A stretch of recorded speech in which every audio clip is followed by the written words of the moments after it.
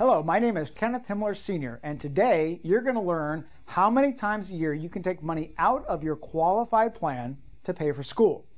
Now, as you probably know, many people take money out of their IRAs, and you can even take it out of your 401k to pay for college, or as the IRS defines it, higher education. Now, you can pay for many expenses with higher education, and you can even pay for those expenses for a spouse, a child, or even a grandchild. Now, the key is it has to go to higher education. The amount can be any amount that you pay for higher education, but it must be reduced by the amount that you receive for any type of Coverdale withdrawals, any type of Pell Grants, or any type of scholarships or grants. Now, a lot of times we get the question, how many times a year can I take it out? As many times as you want. The reason the IRS does not put a limitation on this is you usually don't have one check to write.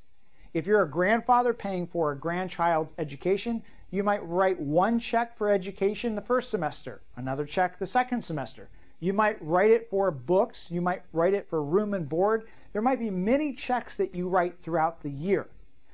Through that process, the IRS does not have a limitation on how many times you can do it. The process and the test is that it has to go towards higher education. It has to be either for one of those family members previously listed that I explained. And lastly, it has to be reduced. So as an example, if you spend $50,000 for the college tuition, but you receive $10,000 between grants and scholarships, the only amount to be eligible that you can take out of that IRA without the penalty is going to be the $40,000. But you can do it as many times as you want. Now, if you have a 401k, here's a little obstacle. You can't directly do it from the 401k. If you're retired, you can move the money from the 401k to an IRA and do it that way. The second way that you can do it is your company may offer what's called an in-service withdrawal. That allows you, while you're still working for the company, to take money out of the 401k. You can then roll it to an IRA and use that to pay for the higher education. So today, you learned the rules between how many times you can take money out of an IRA to pay for higher education and some of the ways that you can actually get around those rules by using a 401k rollover to an IRA. My name is Kenneth Himmler Sr.